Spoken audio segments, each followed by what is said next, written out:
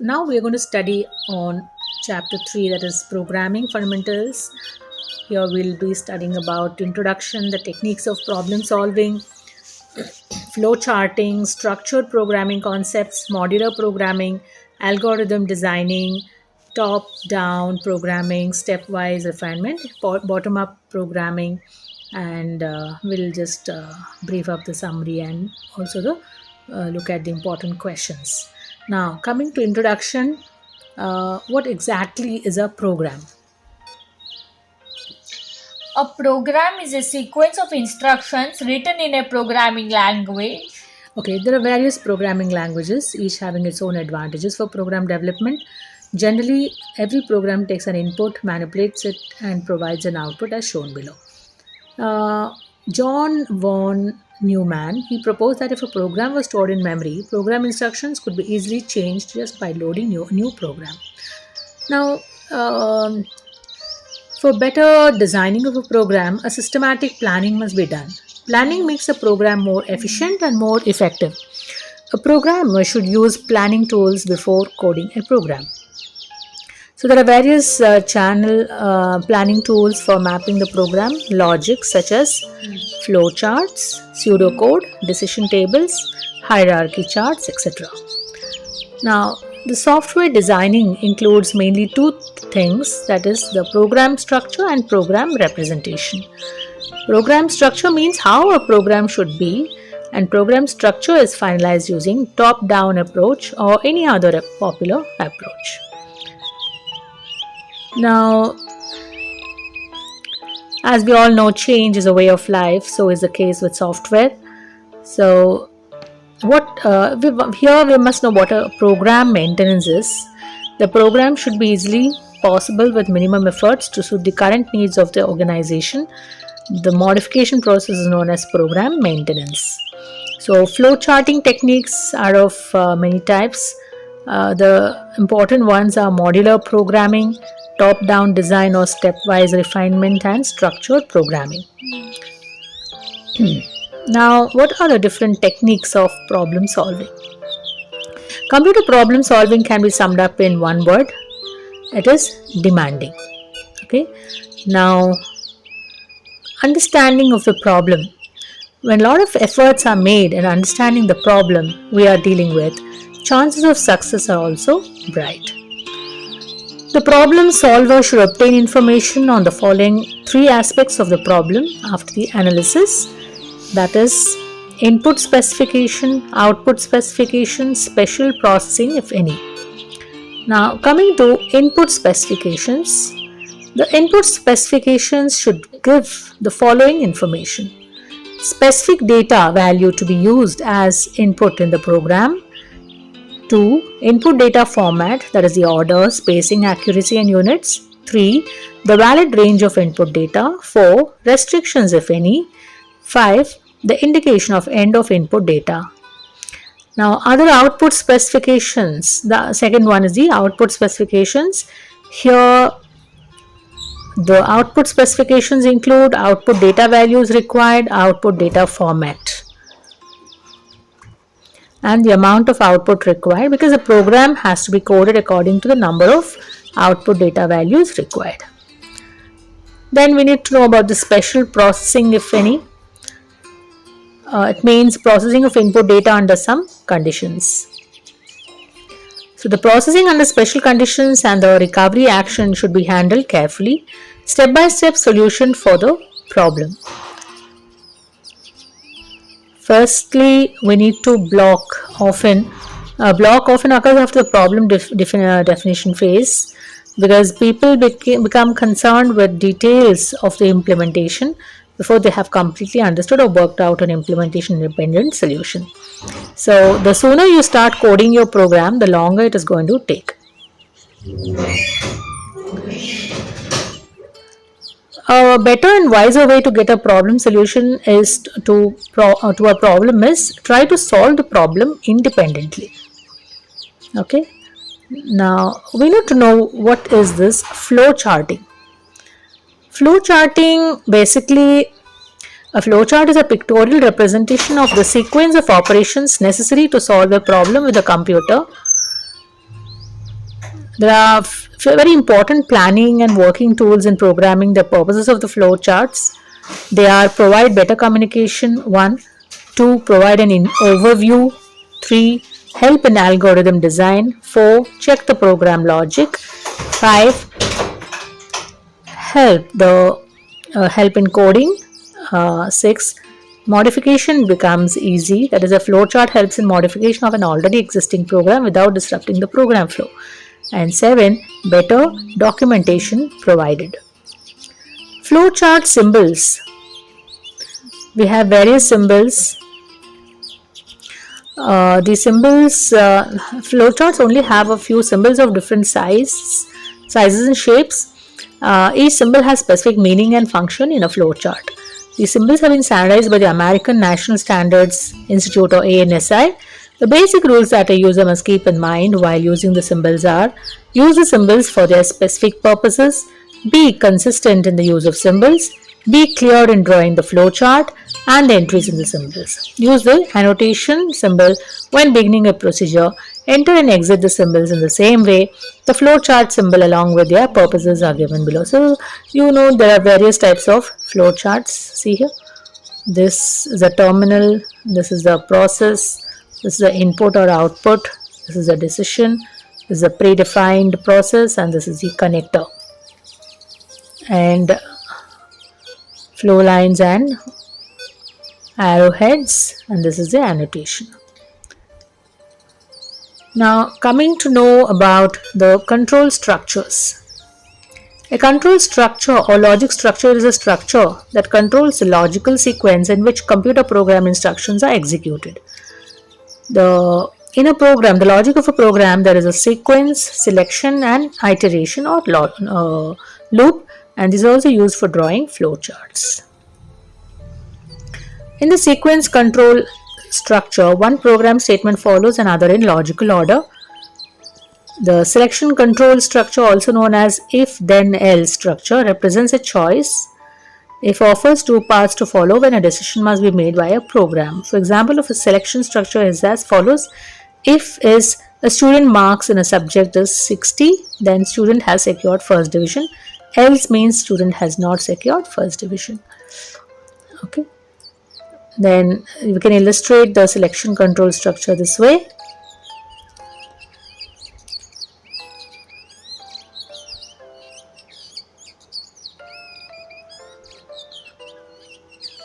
Now, what are the types of flowcharts? There are system flowcharts, modular program flowcharts, detailed program flowcharts, or application flowcharts. So, under system flowcharts, it plays a vital role in the system analysis, and the different stages of a system are problem recognition, feasibility, system analysis, system design, implementation, and evaluation. Under modular program flowcharts, it's a system flowchart indicates the hardware, identifies the various files, and represents the general data flow. It's also called a block diagram. The main advantage lies in the fact that the programmer can concentrate more on flow of logic, and temporarily computer level details are ignored. Here, the third one is the detailed program flowcharts. These are the most comprehensive and elemental charts in developing the programs. Each computer language has its own syntax, so there may be some difference in performing the operations to be followed for coding a program. Now, what are the rules for drawing flowcharts? First, consider the main logic, then incorporate the details. Maintain a consistent level of detail for a flowchart. Do not include all details in a flowchart, and use meaningful descriptions in the flowchart symbols. These should be easy to understand. Shravanthi, can you read out these for me? So, what are the rules for drawing flowcharts? Can you repeat it again? First, consider the main logic, then incorporate the details. Maintain a consistent level of detail for the flowchart. Then, do not include all details in the flowchart. Use meaningful descriptions in the flowchart symbols. They should be made to understand. Easy to understand. Okay, then be consistent in using variables and names in the flowchart. The flow of the flowchart should be from top to bottom and left to right. Then, For a complex flow chart, use connectors to reduce the number of flow lines. The crossing of lines should be avoided as far as possible. If a flow chart is not drawn on a single page, it is recommended to break it at an input or output point. Property labeled connectors should be used. For linking the portions of the flow chart on separate pages, avoid duplication so far as possible. Okay. Now the levels of flowcharts are, there are two levels of flowcharts, macro flowchart and micro flowchart. What do you understand by the term macro flowchart?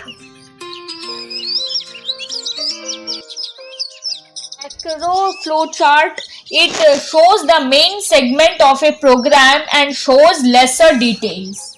It's called macro flowchart. What about micro flowchart? It shows more details of any part of the flowchart.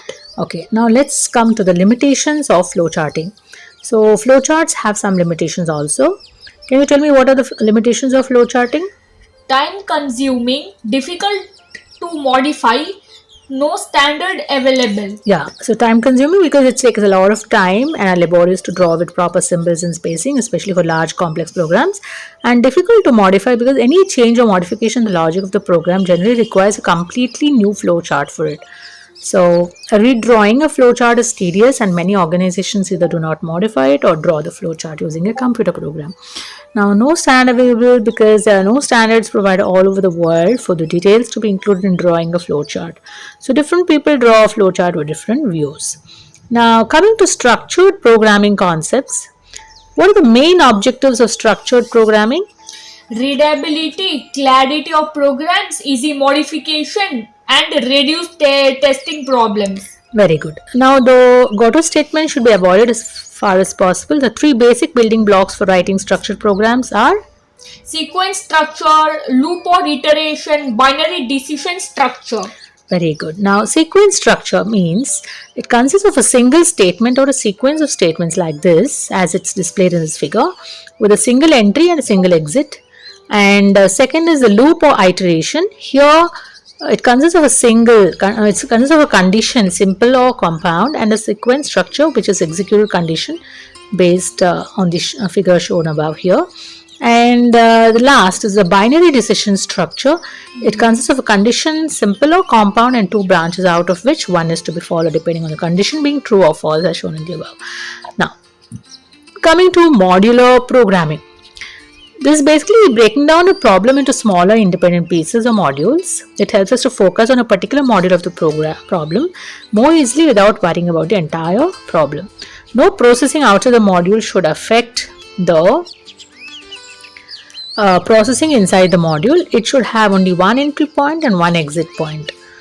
Now, what do we understand? Now let's concentrate on the characteristics of modular approach.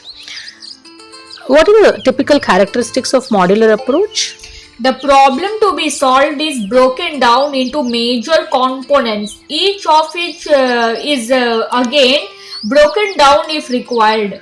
Okay, so the process involves working from the most general down to the most specific.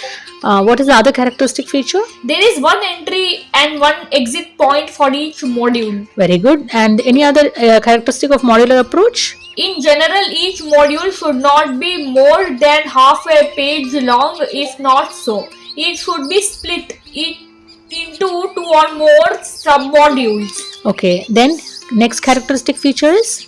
Two-way decision statements are based on if, then, else and nested if structures. Okay, and the last characteristic feature of modular approaches? The loops are based on the consistent use of while, do and repeat until loop structures. Very good.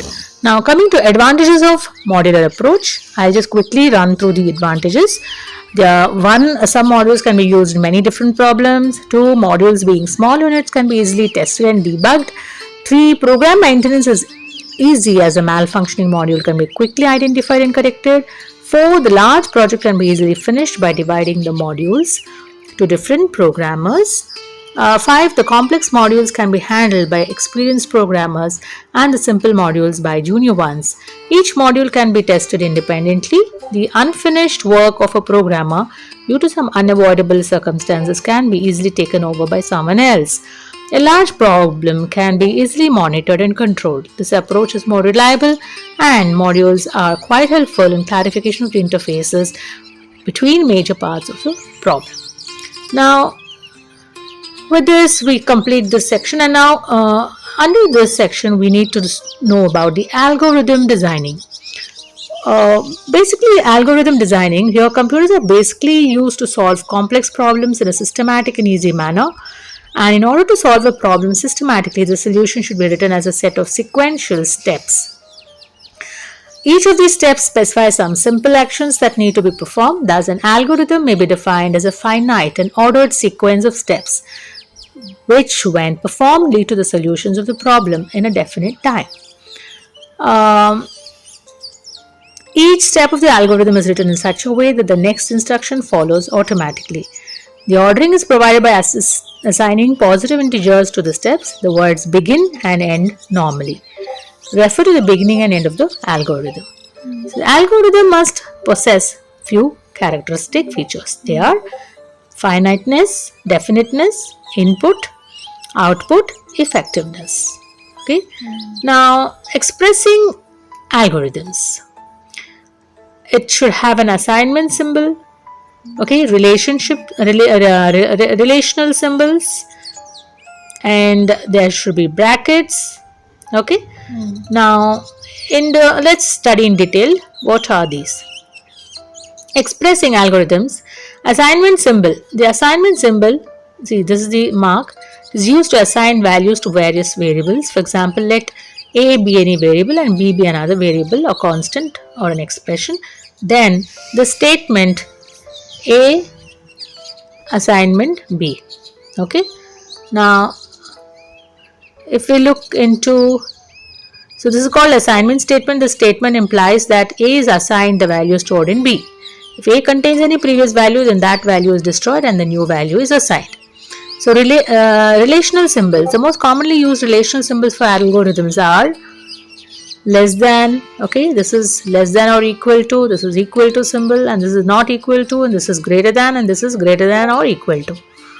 Okay, so A is assignment DB like this. Okay.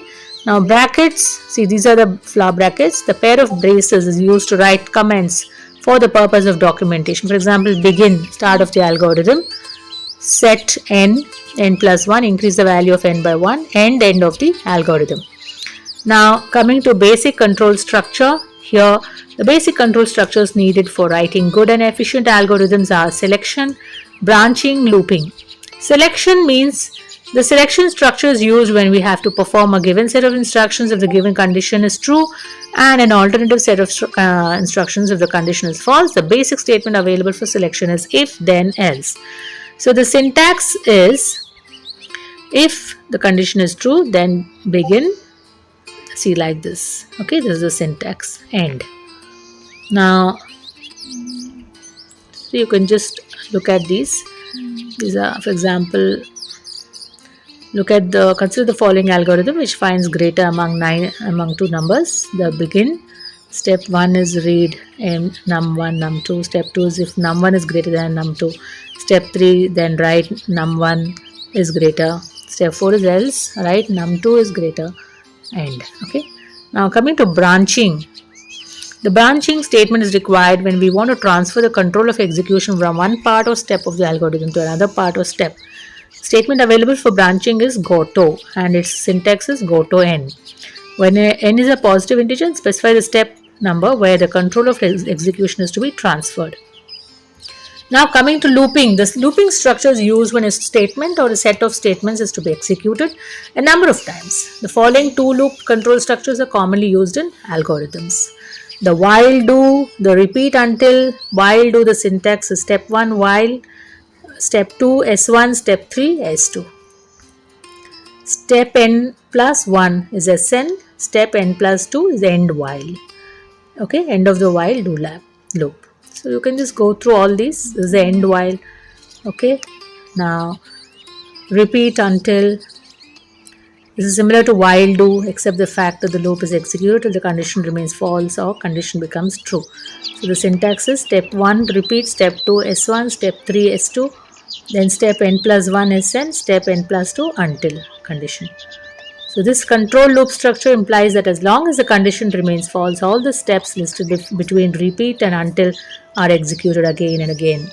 As soon as the condition becomes true, the execution of the loop stops and control is transferred to next statement following until condition. For example, consider the following algorithm. So you can just go through these examples. Okay. Now coming to advantages of algorithms. Can you read out the advantages of algorithms? Advantages of algorithms: it is simple to understand, step by step solution of the problems. Very good. It is easy to debug, errors can be easily pointed out. Okay. It is independent of programming languages. It is compatible to computers in the sense that each step of an algorithm can be easily coded into its equivalent in high level language. So algorithm linear search, and we have algorithm binary search, which is always applicable on sorted data, and we have algorithm organized numbers in ascending order, which is called sorting, and you can go through these. And we have algorithm insertion in a sorted array. Here there is if I repeat for POS AI data m plus 1 end. Okay, then we have algorithm merging of ordered lists, and we have so these are a few of them. What is top-down programming or stepwise refinement? This is a systematic programming or hierarchical program design or stepwise refinement. Okay, it's a complex problem broken into smaller subproblems. Further, each subproblem is broken into a number of smaller subproblems and so on, till the subproblems at the lowest level are easy to solve. So you can look at this diagram. Now, what are the advantages of the top-down design approach? A large problem is divided into a number of small problems using this approach, and decomposition is continued till the subproblems are at the lowest level become easy to solve. So overall, the problem solving becomes easy.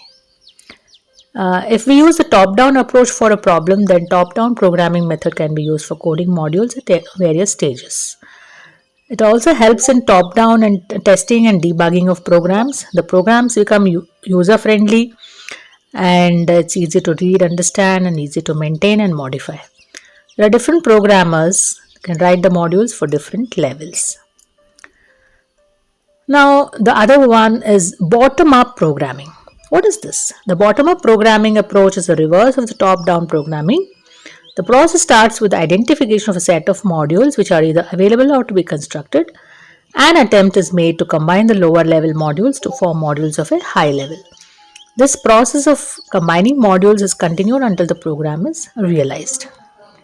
Thus, in the bottom-up approach, quite often it's found that the final program obtained by combining the predetermined lower level modules does not meet all the requirements of the desired program. So, in summary, Shravanthi, what all did you understand? Can you just tell me in your own words? A program is a sequence of instructions written in a programming language. Very good. John von Neumann proposed that the programs can be stored in memory. What are they called? This is called stored program concept. Okay, computers work because they are fed a series of step-by-step instructions called programs. Okay, what is a flowchart? A flowchart is a graphical way of illustrating the steps in a process. Yeah, it uses symbols connected by flow lines to represent processes and the direction of flow within the program. Flowchart is independent of any programming language. So, some useful techniques of problem solving other than flowcharting are modular programming, top-down design and structured programming. Very good. So, what is modular programming? Modular programming is breaking down of a problem into smaller independent pieces modules. Called modules. Now, what is an algorithm? An algorithm is a step-by-step procedure to solve a problem in unambiguous finite number of steps. Unambiguous finite number of steps. An algorithm is independent of any programming language. Probably the most widely known and most often used principle for problem solving is the divide and conquer strategy. It's widely used with searching, selection, and sorting algorithms. Now, Complex decision is a logic associated with a problem represented in tabular form is known as a decision table. very good. So, you understood well. Can you tell me the main objectives of structured programming?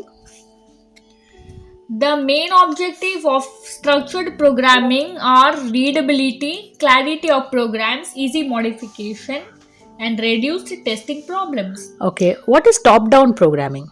Top down programming is also known as the process of stepwise refinement. What is bottom up programming? Bottom up programming approach is the reverse of the top down programming. Very good. So, in this chapter, we'll have to know a few important questions like write a short note on structured programming concepts, modular programming, what is an algorithm, explain its need, draw a flow chart, and write an algorithm for merging two sorted arrays given in a descending order into ascending order. Then, next question is draw a flow chart for searching an element from a sorted array, ascending order, having n elements using a binary search method. And the last important question is explain the concept of top down and bottom up programming. So, with this, we'll end section C. Thank you.